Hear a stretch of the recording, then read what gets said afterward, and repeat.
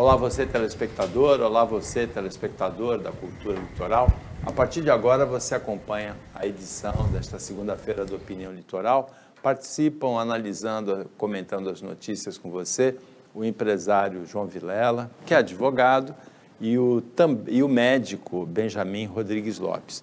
A gente vai começar, Benjamin, falando da morte do cirurgião plástico Evaldo Bolívar de Souza Pinto, que fez toda a carreira dele, embora não tenha nascido em Santos, fez toda a carreira dele em Santos, foi uma referência da medicina brasileira, com renome, reconhecimento internacional, e que morreu nesse final de semana, aos 85 anos, o Evaldo Bolívar de Souza Pinto, que além de um grande médico, era uma grande figura, uma pessoa bem-humorada, muito inteligente e acompanhava tudo o que acontecia, Evaldo.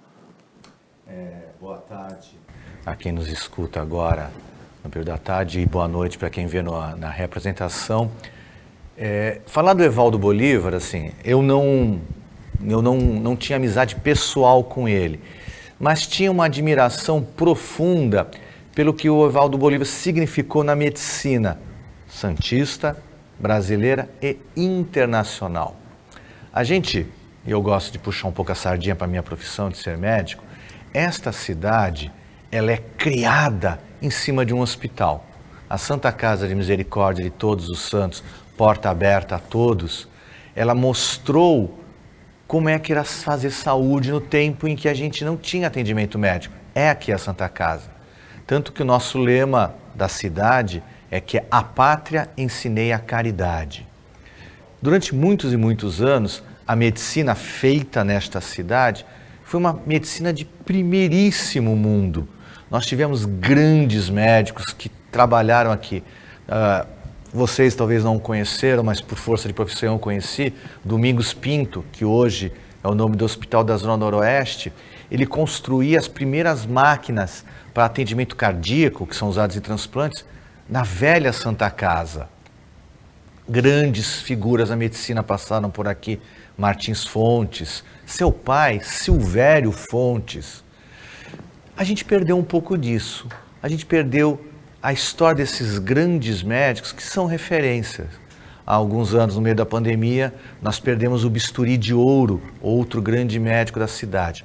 Evaldo Bolívar está no meio desses grandes médicos.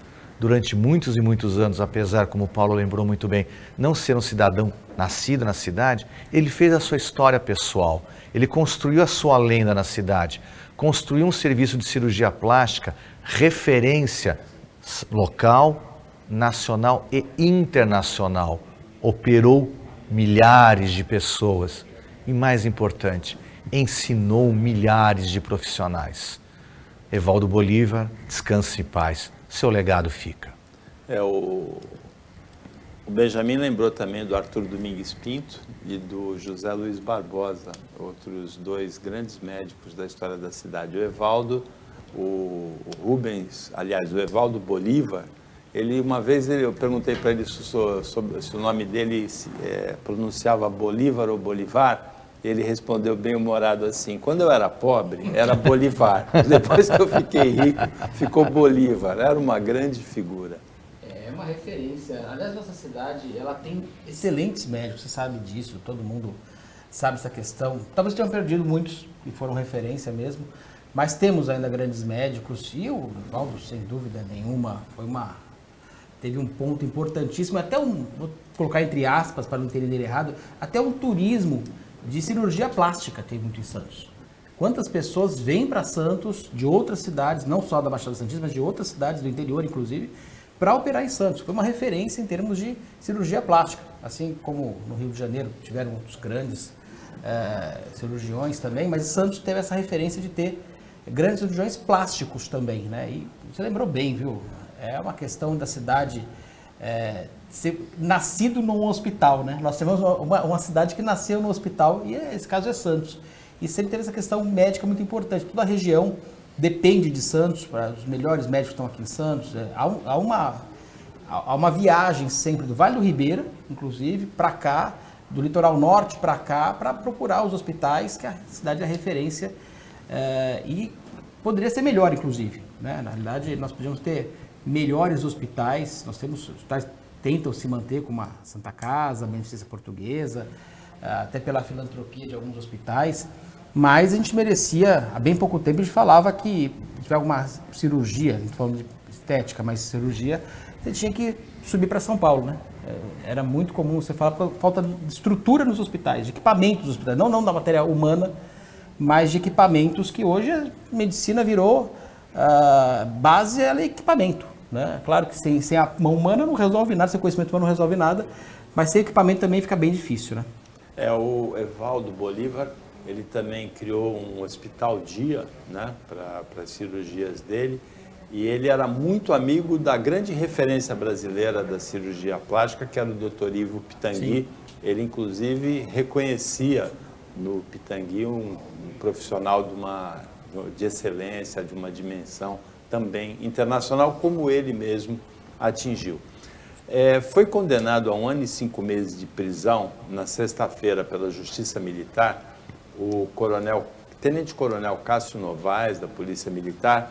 O caso é de assédio e ameaça a uma policial militar, Jéssica Nascimento. O caso começa em 2018, no comando, quando o tenente-coronel estava no comando da Zona Sul da Polícia Militar em São Paulo. Ela era policial soldado lá. Ela veio para Praia Grande, o assédio, as ameaças continuaram. Em abril de 2021, ela fez a denúncia. Agora, João, é impressionante nesse caso, a defesa do tenente-coronel teve muita dificuldade porque ele deixou provas explícitas, né? Os prints do assédio e das ameaças por WhatsApp são de quem tinha absoluta certeza da impunidade. É difícil a gente acreditar que uma pessoa possa ter deixado provas escritas daquela dimensão. Né? Quando tem essas patentes muito superiores e a pessoa já começa a se achar, isso acontece em vários lugares, mas principalmente quando tem essa hierarquia mais rígida, como acontece no Exército, na Polícia Militar, no Judiciário acontece muito também, se acha inimputável, né? Ali não, qualquer coisa que acontecer, eu estou seguro disso. Então é muito comum na política também acontecer muito isso. Então fala, não, eu me seguro aqui porque eu conheço quem vai julgar, eu conheço quem vai acusar, eu sei, eu tenho poder, e aí cria uma porta aberta. Isso a gente tem visto muito, viu? Muito, não só nessas situações, o caso dela é terrível, porque você está na hierarquia, tenente-coronel, ela ali como soldado da Polícia Militar, ele já foi juiz militar também, ou seja, conhecia toda a estrutura, a forma de fazer, conhecia os personagens, então se sente à vontade. Você colocou, Paulo, é perfeito, eles começam a fazer coisas e começam a dar recibo de coisas erradas, né? É uma coisa absurda você pensar nisso, né? E a gente viu isso muito na política acontecer, e vê ainda acontecendo, fala, não, eu posso fazer o que eu quiser, porque eu tenho quem me segure lá em cima e eu faço o que eu quiser. Isso é comum acontecer.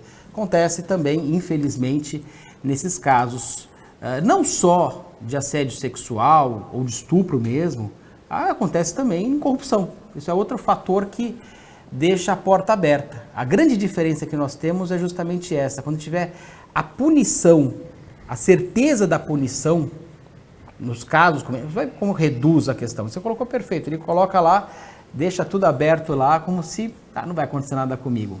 Aconteceu. Vamos ver, tem recurso ainda, hein? Pode sair livre dessa ainda, mas já manchou a imagem com um julgamento contra ele, já é complicado, né? Mas vamos ver o recurso que acontece. Não vai acontecer nada comigo, perde a noção do perigo, né, Betânia? Eu acho que a noção do perigo... É muito difícil para mim comentar esse tipo de assunto. Eu sou ginecologista de formação e eu atendo diversas mulheres vítimas de violência sexual. Eu falo que é muito difícil porque vocês não conseguem imaginar, principalmente os homens que estão me ouvindo, como isso machuca uma pessoa. Um incidente sexual, como ele é capaz de destruir, não é só aquele momento, aquele trauma, o resto da vida. As disfunções sexuais que ele carrega nessas mulheres, vocês não conseguem ter a noção disso. Neste caso que a gente está discutindo, esse tenente-coronel, essa noção da impunidade, eu vou começar o comentário por aqui, é tão descarado. Ontem, antes de dormir, eu estava assistindo a revista eletrônica do domingo e eu estava revendo as cenas daqueles policiais que jogaram uma bomba de gás lacrimogêneo no fundo da viatura e mataram uma pessoa. Eles estavam sendo filmados, eles têm a noção exata que está todo mundo vendo. Não conseguiu dissuadir. Não conseguiu. A gente via, a notícia seguinte é daquele empresário que arrancou o cabelo de uma moça na academia e ele está mandando mensagens ameaçando os promotores. Não é certeza de impunidade, é uma psicopatia social muito grave. Esta pessoa se acha acima do bem e do mal. O que fizer não o atinge. Este tenente-coronel, ele foi condenado por destruir a vida de uma soldado. Não é que ela foi só ofendida, constrangida, repetidamente, ameaçada de estupro. Ela perdeu a profissão dela. Ela deixou de ser soldado da Polícia Militar, que era o salário dela e era o sonho da vida dela. Ela quer ser militar. Ela teve que sair. Ele foi condenado a 1 ano e 4 meses. O crime compensa. Me desculpem. 1 ano e 4 meses por destruir a vida de uma pessoa é nada. Ainda cabe recurso. Cabe recurso e não vai preso, né? Ele não vai preso. Mais 4 processos que começarão a ser julgados agora. O que a gente quer neste país é justiça. A gente está cansado de juiz parcial. Esse homem, ele era juiz militar, gente. Ele não era um louco, um analfabeto, alguém que veio da comunidade, que a gente faz todo esse drama. Ele era a elite da elite de uma força policial que existe para dar garantia de segurança para a gente. Ele foi condenado na Justiça Militar, onde ele foi juiz, há 1 ano e 5 meses. É muito provável que ele seja condenado até uma pena maior se ele usar o direito do recurso, que aí vai para o Tribunal de Justiça de São Paulo. Não tem a segunda instância militar, não é só a primeira instância. Mas mesmo assim ele vai pode ter certeza que não vai ter nenhuma punição de prisão, exatamente. Ele deixou de ser réu primário por enquanto, ele tem outros processos. E o Benjamin tem razão, a soldada Jéssica do Nascimento deixou de ser policial militar, onde ela era concursada, né, um concurso difícil, por conta desse assédio aí que durou pelo menos 3 anos até ela ter tomado a decisão de denunciar. Benjamin, o usuário do Sistema Único de Saúde de Santos, ele precisa se recadastrar em uma policlínica da cidade. Começou hoje, né, às 8 da manhã, vai até às 4 da tarde, de segunda a sexta, até o dia 24. Precisa levar comprovante de residência, o CPF e o cartão SUS. Para que é esse recadastramento, hein, Benjamin? Há uma discussão séria, assim. Informação em saúde sempre é bem-vinda. Quanto mais informação eu tiver do meu usuário, melhor ainda. Mas talvez aqui em Santos há uma política um pouco enviesada, que eu discordo, é que ela promove a territorialização da saúde. Ninguém é contra isso. Eu tenho uma policlínica de referência, eu atendo as pessoas em torno disso. O comprovante de residência é para isso, para que eu garanta que as pessoas em torno, elas têm o direito de usar aquele posto de saúde, unidade básica de saúde, programa de saúde da família. Eu quero conhecer melhor o meu usuário. O que eu não concordo é que muitas vezes eu impeço o usuário de outra parte da cidade de usar aquela unidade de saúde. E isso daí é muito dramático no trabalhador. Eu vou dar um exemplo clássico para vocês. Policlínica na Ponta da Praia. A população que é atendida lá, muitos moradores, mas muitos empregados domésticos, que passam o dia na Ponta da Praia, só que eles moram nos bairros dormitórios, Zona Noroeste, nas cidades dormitórios São Vicente, Praia Grande. E aí elas não teriam direito de serem atendidas naquele local que é onde ela trabalha, aonde ela tem toda a facilidade, porque ela está lá. Para ela ir na policlínica do seu bairro, ela tem que perder um dia de trabalho, o patrão não gosta disso. Então, a informação é boa, mas vamos rever um pouco essa política.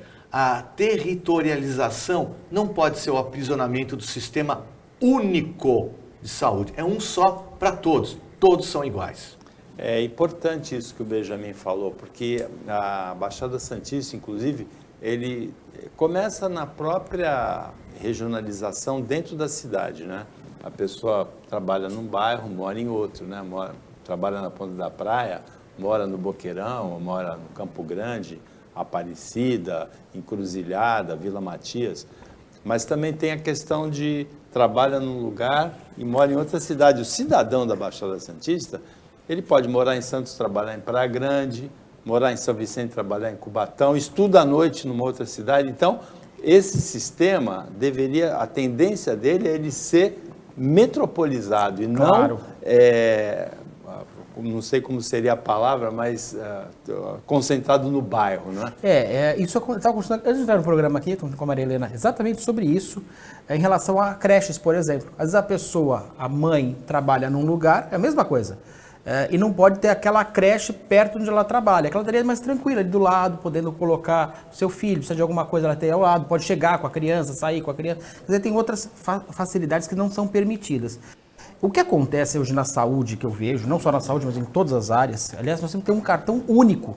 O Brasil parece que vai ter agora realmente essa questão de você colocar e ter um cartão, um documento que possa ter tudo ali. Seu RG, com a tecnologia que nós temos, Benjamin, pensa uma coisa. Desculpa te cortando, do título de eleitor. Para que ter um título de eleitor? Pois é. Se eu tenho que levar um documento com foto e se eu levar o celular não posso usar, porque... Bom, então piora mais ainda. Mas o ponto é esse. A gente tem que ter um documento que tenha ali o tipo sanguíneo, se tem alergia a alguma coisa, ou até na digital. Ou nos dois, tem o documento mais a digital para você ter tudo. Isso é um cadastro único. Realmente o cadastro único, aliás, tinham brincadeiras que o pessoal contava piadas dos anos 70 sobre isso. O cadastro único você tinha que ter, todo mundo tinha que ter o seu, porque senão você não consegue ter uma relação do país. O país, ninguém sabe o que acontece no país, nem parte penal. Quantas vezes a gente viu pessoas que tiram RG num estado, vão para o outro, tiram outro RG, e não são presos muitas vezes, porque não tinha um sistema. Agora parece que estão começando a ter sistema da polícia também, identificar as pessoas. O cadastro tem que passar de um órgão para o outro. Tem que ter, isso é uma coisa que tem que acontecer na saúde. A pessoa ter o cadastro dela e saber tudo dela. Se ela for atropelada, por exemplo, aquela pessoa na ambulância que recebe ali, dá o primeiro atendimento, ela não sabe se ela é alérgica a alguma coisa, não sabe. A pessoa desacordada, se tem plano de saúde, se pode levar, para onde vai levar? Para um hospital particular, ou que ela tenha plano, por exemplo, ou vai levar para um hospital público? Leva para o hospital público, é óbvio. Mas não é o certo. Que a pessoa tivesse um cadastro ali, poder levar para o hospital dela, desincha a parte pública. Então, tem coisas que a gente tem que mudar no país, e uma delas é informação. Nós não temos informação no Brasil. Nós somos completamente perdidos. A gente tenta fazer esses censos todos, mas outros países não precisam fazer censo mais. Você consegue, por outras formas, você já saber tudo da pessoa. O único lugar que funciona bem no Brasil chama-se Receita Federal. Infelizmente. Não, felizmente por um lado, infelizmente por outro, porque também pega muita gente corrupta na história da Receita, mas a gente tem que ter alguma coisa um pouco mais bem feita. A Receita talvez seja um parâmetro para a gente usar para as outras áreas. Dá para fazer, né? Dá para fazer esse cadastro cruzado. E todo mundo tinha que ter um cadastro brasileiro, e não tem. João, deixa eu só te fazer um depoimento aqui, e já que hoje nós estamos na área da saúde no programa, eu atendo numa policlínica em Santos, em que eu tenho um sistema de informática muito interessante, bem montadinho. Eu vou em outra cidade, o sistema da informática daquela cidade não conversa com o de Santos. Exatamente. Eu vou ao hospital, eu trabalho, por exemplo, no Hospital da Santa Casa de Santos, eles têm um sistema de informática. Se eu operar na casa de saúde, o sistema é diferente. Então, eu, no mínimo, no meu dia a dia, eu trabalho com 5 sistemas diferentes que não conversam. Então, essa história que você fala é o ideal mesmo. Eu tenho um atendimento aqui, eu tenho a ficha dele já hoje na nuvem, no sistema. Dá para fazer? Lógico que dá. Precisa ter vontade disso. Benjamin, quantos exames são repetitivos, desnecessários? Sim. Porque você podia ter esses exames todos na ficha da pessoa. A pessoa tem lá um código, uma senha, coloca a minha senha é tal, ou então o digital, alguma forma. As vacinas também, né? As vacinas também. Até para as escolas, tem essa relação vacina-escola, tratamento de saúde nas escolas, crianças, que às vezes merenda escolar errada, porque às vezes a criança tem alergia a alguma coisa que está ali naquela merenda, ela tem que ter alguma coisa especial para ela, e é feito tudo dessa forma, de qualquer jeito. Né? E às vezes a gente se choca com isso. No dia da eleição, foi exatamente o contrário. Eles importaram um cadastro, é que eles não avisaram antes. Não avisaram. E aí todo mundo ficou se questionando. Eu li e eu ouvi aqui na opinião, porque eu sou um telespectador, e eu sabia que, mesmo eu não tendo feito o cadastro biométrico, iam ser importados do Detran. Mas muita gente foi pego de surpresa com isso. Realmente, a Justiça Eleitoral, nesse ano, mostrou que é possível fazer isso. Se você entrar com qualquer outro documento, como CPF, você acessa o teu título de eleitor na internet. A biometria, ela foi importada de quem se habilitou para fazer carteira de habilitação de motorista, ou quem tirou uma segunda via do RG, ou a primeira via do RG, a Justiça Eleitoral importou. O Opinião Litoral volta depois do intervalo.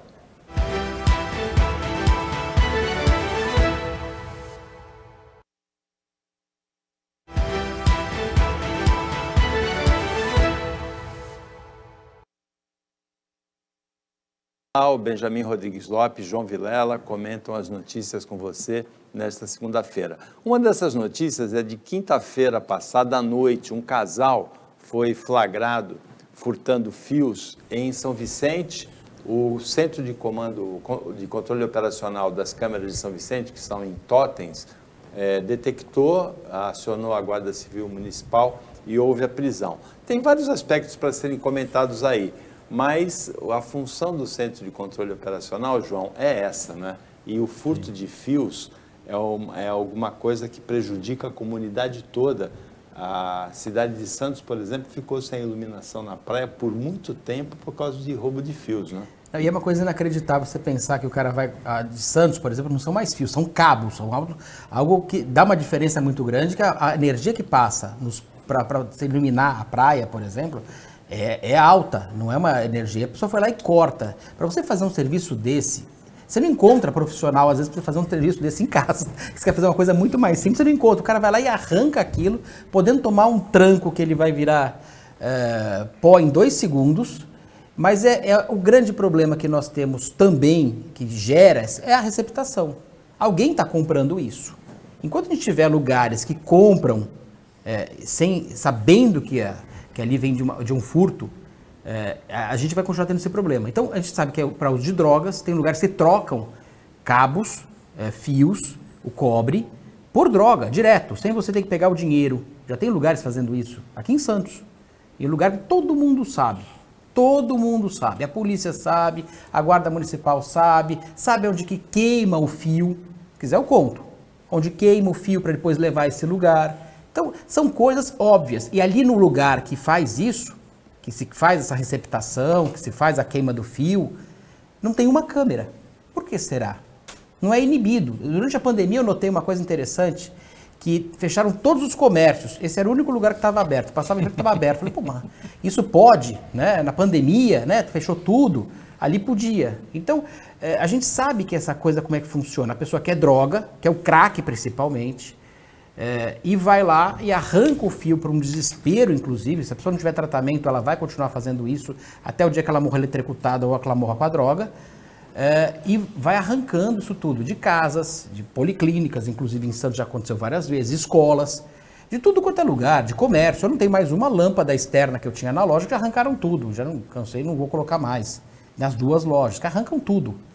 E todo o comércio passa por isso todos os dias. Eles vão arrancando o que eles podem arrancar. Você não consegue pensar em nada, uma torneira, qualquer coisa que você queira colocar, portão de alumínio, você quer colocar um portão, arranca o portão de alumínio. Outro dia foi uma coisa inacreditável, eu sei que estou me alongando, Paulo, mas eu estava na loja um pouco antes da pandemia, Benjamin, e me ligaram da empresa de segurança, falaram, olha, estamos vendo aqui parece que uma pessoa está tentando arrancar o alumínio que fica no vidro da vitrine. Que aquilo é pesadíssimo, aquilo tem 10 minutos de peso, e colocava a mão por baixo para tentar roubar alguma coisa, ele estava arrancando o alumínio. Era um senhor. Aí quando eu cheguei na delegacia, que era no primeiro DP aqui na São Francisco, que tinha gente chegando com portão, com carrinho de supermercado, com produto de tudo que você imagina, mas é um atrás do outro, 2, 3 da manhã, absurdo. E tudo para trocar por droga. Quer dizer, é algo que a gente tem 2 problemas aí ou mais, que não é só o furto. É o furto, é o uso da droga, é o problema da receptação, vai longe a coisa. Eu acho que, João, tu matou tudo o que eu queria falar. Assim, eu só vou mudar um pouco o foco, porque eu sempre bato nas autoridades de segurança. Mas eu quero hoje falar, olha, parabéns, vocês fizeram uma parte do serviço, vocês identificaram e prenderam. Os totens são para isso. E eu ia brincar com isso mesmo, assim, põe o totem na frente do lugar onde se recepta. A gente sabe disso. Todo mundo na região sabe quem compra, como é que é feito o desmonte. É isso que a gente quer.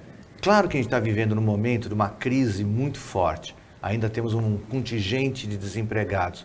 Mas não são os desempregados que estão desesperados, são os drogaditos. Enquanto a gente não tiver uma política séria, e aí tem que sentar todas as esferas e discutir. Nós vamos continuar tendo o que a gente chama de walking deads na cidade, esses zumbis condenados pelo crack que não vão ter saída. Nós vamos fazer internação compulsória, nós vamos dar tratamento e nós vamos impedir o tráfico. Eu estive em São Paulo essa semana, a Cracolândia continua no centro da cidade. Deu medo, eu fui até a região da 25 de março, na saída a gente vê o comércio, meu filho de 7 anos perguntou, pai, o que é essas pessoas na rua? Eu falei, é a feira do rolo. Pai, o que é a feira do rolo? Como é que você explica para o teu filho de 7 anos que são pessoas vendendo artigos roubados na cara de todo mundo? É um ataque hacker, deixou a Rede Record de televisão fora do ar, da programação ao vivo, no sábado de manhã por quase 2 horas.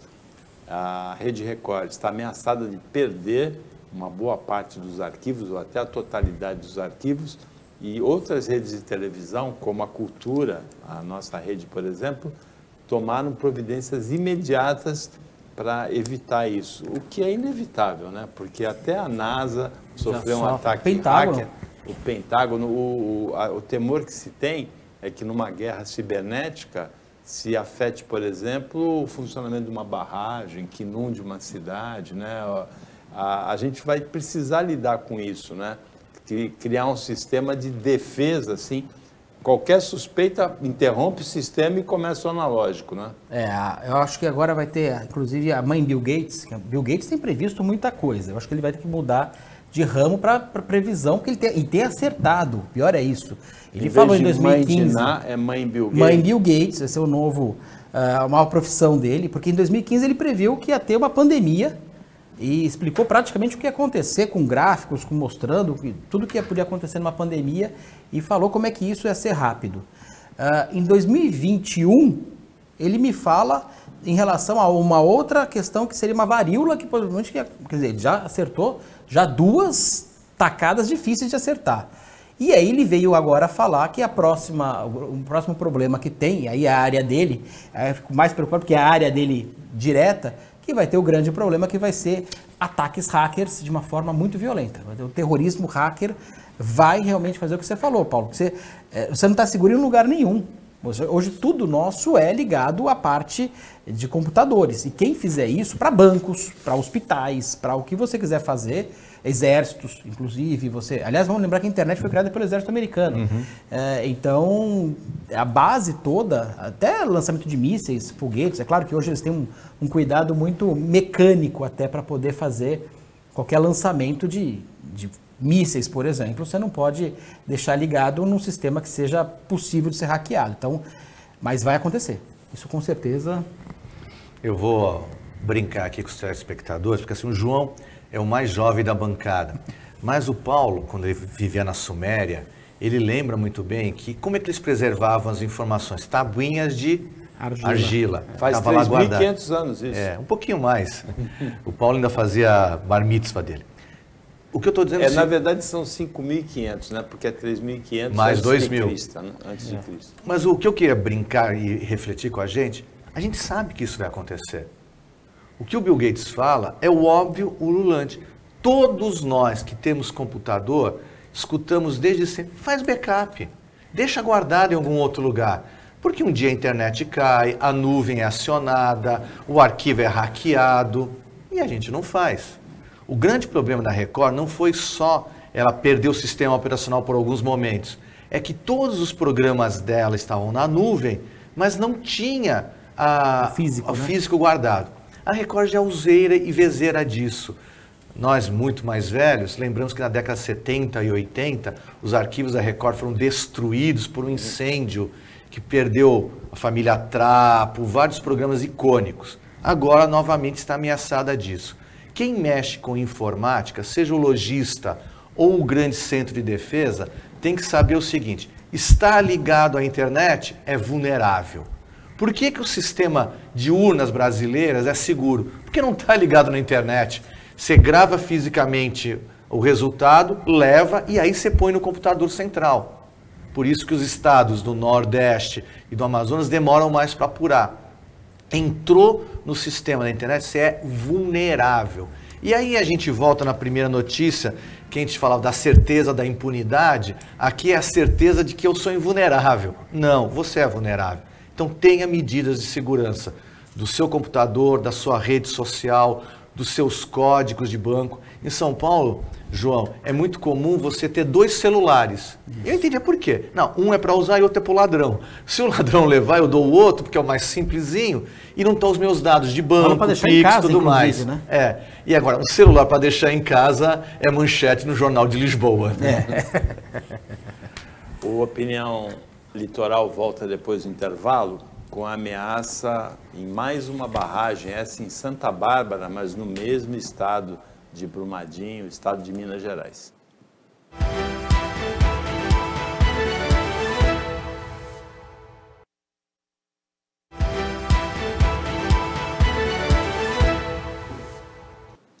Voltando para o último bloco do Opinião Litoral desta segunda-feira, o médico Benjamin Rodrigues Lopes, o empresário e advogado João Vilela estão analisando as notícias com você. João, houve rompimento de barragem já 2 vezes com vítimas em Minas Gerais. Então, fala que quando o gato tomou banho de água quente, ele tem medo de água fria depois, né? O gato escaldado. Dessa vez, o gato escaldado. Dessa vez, é em Santa Bárbara, é uma barragem de rejeitos com mais ou menos a mesma dimensão que a de Brumadinho e apareceram algumas trincas. A direção da barragem, da empresa Anglo, diz que estão sendo executadas obras de reforço. Minas, o nome é Minas Gerais, porque justamente tem muitas minas e muitas empresas mineradoras e justamente as barragens são, em grande parte, para você colocar os rejeitos e fazer todo o trabalho. E Minas é o estado que mais tem, uma quantidade absurda de barragens no estado todo. E muitas delas são feitas aquelas a montante, né, com terra a montante, que é uma coisa terrível de você utilizar, porque você vai construindo escadas com aquela terra e aquilo pode se liquefazer.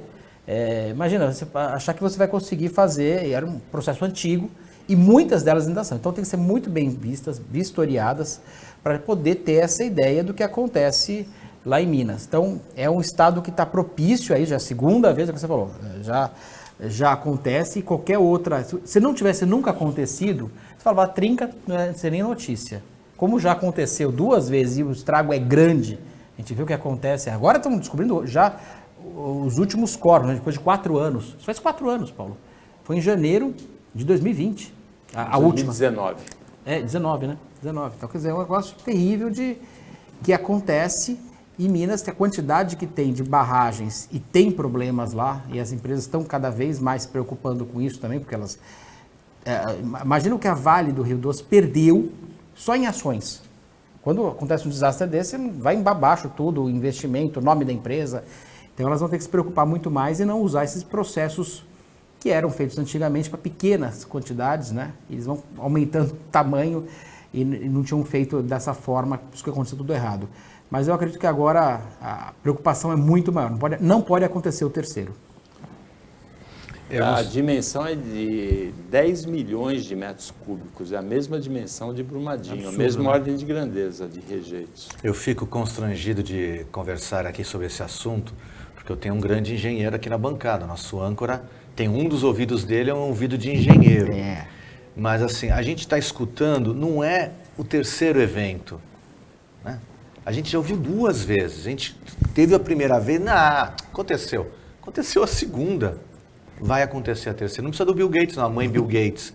A gente sabe que é um aviso e as pessoas não percebem a mudança dessas empresas mineradoras que fizeram essa grande besteira, que transformaram o estado de Minas Gerais numa grande bomba pronta para detonar. E além das pessoas, são cidades históricas. E a violência do acidente de Brumadinho foi de uma magnitude que não dá tempo de você nem pensar em escapar. Não é aquela tragédia que, olha, vai acontecer, vai dar tempo de eu fugir. É instantâneo, você é arrastado pela lama, está pronto para acontecer de novo. Como a próxima notícia provavelmente vai ser, nós vamos comentar agora, a gente sabia que ia acontecer, só não sabia o dia. Em 2015 houve a tragédia de Mariana, em Minas Gerais, ruptura de barragem. Em 2019 houve a de Brumadinho, então já repetiu o erro, né? Fala que errar é humano, repetir o erro é do burro. Agora repetir pela segunda vez, né? Mariana, Brumadinho, nem do burro é mais, né? É uma imprevidência completa. A gente torce para que essas obras funcionem de reforço e a gente não tenha mais uma tragédia em Santa Bárbara como teve em Mariana, em Brumadinho. Ontem não teve tragédia no aeroporto de Congonhas, mas um pneu de um trem de pouso de um avião pequeno estourou. O que foi estranho foi que demorou muito, João, para tirar o avião da pista e prejudicou muita gente, né? Muitas decolagens, muitos pousos foram cancelados em Congonhas. Muitas pessoas perderam compromissos, vai ser problema para as seguradoras, né? Não, sem dúvida, Congonhas já está numa situação também limite. É outra questão, é a mesma coisa que o Benjamin falou agora em relação à barragem de Minas, é que está numa área urbana, perigosíssima. Claro, quando foi construído o aeroporto, ali era um descampado, longe de tudo, de todos. Hoje, eu acredito que Congonhas vai ter que pensar muito bem em sair da onde ele está. Ontem, novamente, chegou perto da Via Expressa Rubem Berta, justamente. Né? Quando aconteceu aquele acidente, já faz acho que uns 10 anos ou mais, em relação àquele avião da TAM que caiu, eu tinha acabado de passar. Ali em frente, bem em frente. Assim, 20 minutos antes eu tinha passado de carro ali. Então, assim, você fala, poxa, o risco é muito grande. Em cima de mim, aquele outro que aconteceu também, daquele outro avião que abriu o defletor, que também o avião caiu, na decolagem, abriram os defletores, ele caiu e foi também terrível, também aconteceu em área urbana. Não dá para você ter um aeroporto dessa dimensão, com essa quantidade, é outra certeza, vai acontecer novamente e isso, Benjamin está certíssimo, não tem como escapar disso. Vai, Benjamin, faz a próxima previsão. Vamos fazer aqui um programa de previsões aqui, a gente já consegue... Qual é a próxima previsão? Vai piorar. Não sei se vocês lembram, é uma notícia recente, Congonhas foi privatizado.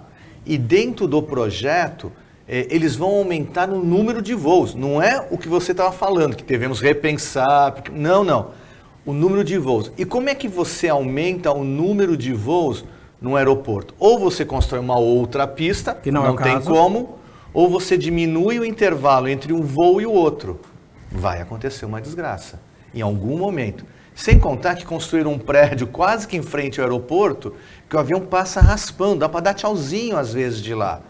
Congonhas é um aeroporto cômodo, prático, fácil, é um belo designer, mas ele foi engolido pela cidade. E a gente precisa repensar nisso. Nós já vimos 2 vezes, uma com vítimas, nessa, graças a Deus, não teve vítimas. Levou quase 2, 3 horas para a perícia fazer a análise do local e retirar o avião. Nisso o caos se instalou, não só em São Paulo, no Rio de Janeiro. E a notícia foi maravilhosa. Eu também estava assistindo o programa ontem à noite e dizia o seguinte: o aeroporto de Congonhas fecha às 11 horas. Mas por causa do caos, eles estenderam o funcionamento até 1h da manhã. Os vizinhos já ficaram satisfeitos. O principal aeroporto de chegada, que é Rio de Janeiro, também foi estendido mais 1 hora, até a meia-noite. Mas como é que o avião que decolar à meia-noite de São Paulo vai chegar no Rio de Janeiro se ele acabou de fechar? Então, assim, não dá, gente. É uma questão de planejamento, né? Uma comunidade ajusante, né? Podendo ser atingida pelo vazamento de uma barragem é um absurdo, né? Assim como uma comunidade em volta do aeroporto, com todo o barulho que faz, né? O aeroporto foi planejado para uma condição urbana de São Paulo e opera hoje em outra condição, que não tem nada a ver com a original. Talvez devesse ter sido evitado evitar a ocupação urbana em torno do aeroporto. Ou a hora que a cidade cresceu, que não tinha jeito de estar ali perto, tem montado para outro lugar, que foi junto de Guarulhos. Exatamente. O grande problema dos aeroportos no Brasil é que você não tem ligação férrea com os aeroportos. Esse é o grande problema. Você vai em qualquer lugar civilizado no mundo, você consegue sair do aeroporto, que não são em áreas tão adensadas normalmente, você é retirado das áreas adensadas quando começa a colocar, e você tem um caminho rápido, eficiente e prático para você chegar no aeroporto. O que não fez nem, que é absurdo, hein? O Congonhas, você tem o metrô passando ali a poucos quilômetros de distância, poderia estar na mesma direção, que é o Jabaquara, e não passa em Congonhas. E aquele que fizeram agora, que foi aquela grande burrice, que foi de Guarulhos, que para antes.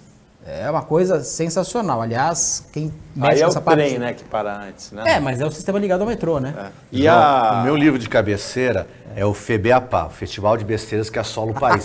Este vai entrar. E eu tenho uma sugestão, nós estamos no final de uma campanha eleitoral, o novo prefeito, a pessoa responsável pelo aeroporto, que agora é privatizado, podia contratar o Tom Cruise para dirigir o aeroporto de Congonhas, porque aquilo não é um aeroporto, aquilo é um porta-aviões que está encalhado em São Paulo. É quase a mesma coisa.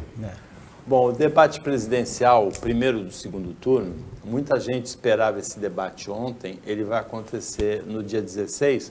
A Rede Cultura, nós fazemos parte disso, né?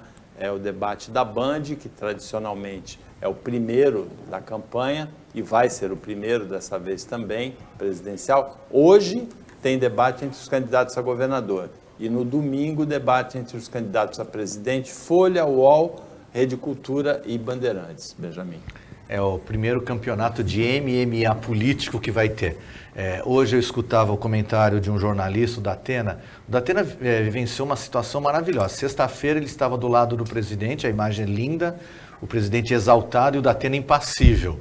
No dia seguinte ele foi jantar com o Lula e o Márcio França. E ele explicava que ele é jornalista e tem que ser isento. Só que ele faz um comentário que é assim, os ânimos estão exaltados. Nós gostaríamos de ter um debate que nem a gente faz aqui no nosso programa, de alto nível, com ideias, com sugestões, um pouco de bom humor.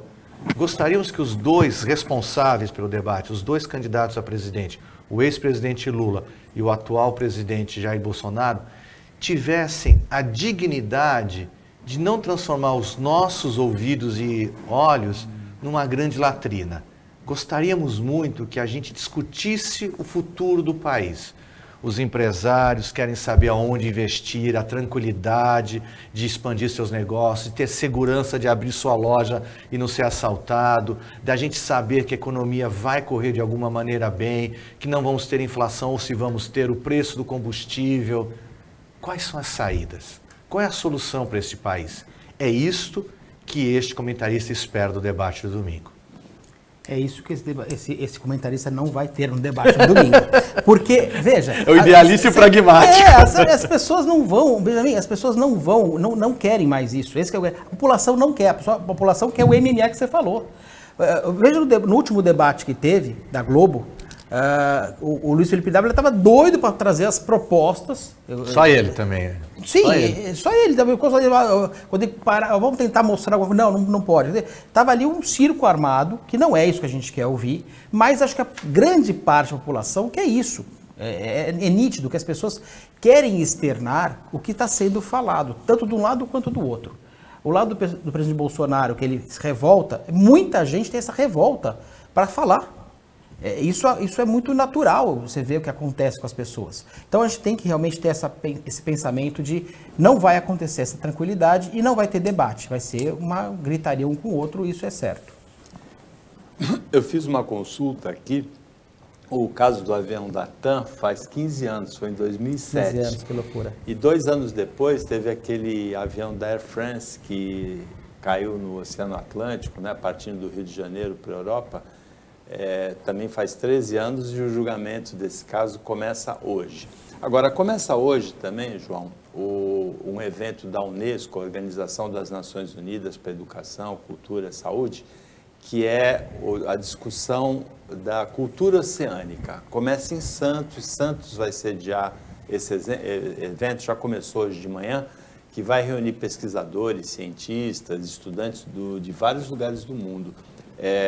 O uso do oceano de maneira sustentável no nosso futuro. A gente não dá valor ao que nós temos aqui na nossa porta. E o Brasil, às vezes, não dá esse valor, nós temos o oceano. A gente sabe que os países mais, com as exceções como Suíça, por exemplo, que mais se atrasaram no mundo, são países que não têm ligação com o oceano. O oceano é um poder, é uma coisa fantástica. Então, a gente tem que pensar muito no que nós temos de potencial com o oceano e tratá-lo bem também, de preferência, né? Está corretíssimo. A gente vive numa cidade que é uma ilha e a gente se esquece disso. A gente vê a cidade, metrópole, nós vivemos do porto e do turismo. Tudo isso banhado pelo oceano. Essa discussão é importante e é importante também o fato da cidade de Santos estar sediando essa discussão que é da Unesco, de um organismo das Nações Unidas. Chegamos ao final do Opinião Litoral desta segunda-feira, agradecendo a participação do Benjamin Rodrigues Lopes e do João Vilela como comentaristas, agradecendo o pessoal do jornalismo e da técnica do Sistema Costa Norte, e agradecendo principalmente a você que acompanhou a gente em mais essa edição. Até amanhã, nesse mesmo horário de 1h20, depois do horário eleitoral gratuito, ou pouco depois da meia-noite na reapresentação, e uma ótima semana para você que você merece.